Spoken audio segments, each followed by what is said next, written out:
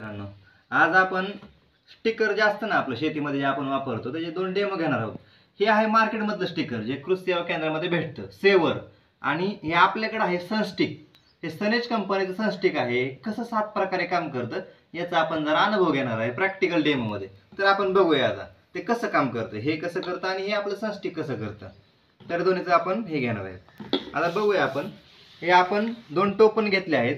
याच्यामध्ये आपण 10 ml पाणी घेतलेलं आहे. तर आता याच्यामध्ये 5 ml पाणी आपण टाकूया. याच्यामध्ये आपण आता 5 ml पाणी टाकलेलं आहे. याच्यामध्ये पण 5 ml टाकलेलं आहे. ओके. आता दोन्ही टोपणामध्ये 5-5 ml पाणी घेतलेलं आहे. तर याच्यामध्ये आपण आपल्या सनस्टिकचे 2 ड्रॉप्स टाकत आहे. बस. ओके. याच्यामध्ये आपण ते आपण मिक्स करून घेत आहे प्रॉपरली. त्याच्यामध्ये पण 2 ड्रॉप्स टाकलेले आहेत. 2 ते 3 ड्रॉप टाकलेले आहेत. मिक्स करून घेतोय प्रॉपरली. मिक्स करून घेतलं आहे. आता हे आळूचं पान आहे. आपल्याला माहिती आहे आळूच्या पानावर पाणी थांबतं का. आता आपण याच्यावरती प्रॅक्टिकल डेमो घेऊ. ओके. आता हे बघा मार्केटमधलं आहे. मार्केटमधलं स्टिकर आपण पहिल्यांदा आळूच्या पानावर टाकू. ते किती ॲक्टिव्ह होतंय, किती स्प्रेड होतंय बघूया आपण. बघू शकता तुम्ही. अजून परत एकदा टाका बरं जरा. काहीच होत नाही. ॲक्टिव्हच होत नाही, स्प्रेड होत नाही, काहीच नाही.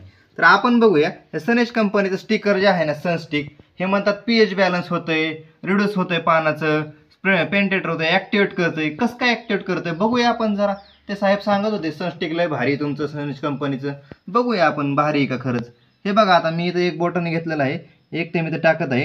हे बघा कसं खरंच होतंय की राव, ॲक्टिवेट होतंय. हे बघा एक थेंब टाकला होता, पूर्ण ॲक्टिवेट झालंय पान. बघू शकताय. आपण दुसऱ्यांदा परत एकदा बघूया. हे बघा अजून एकदा एक थेंब टाकतो आपण. हे बघा खरंच होतंय, खरंच ॲक्टिवेट होतंय, पेंटेटर होतंय, स्प्रेडर होतंय.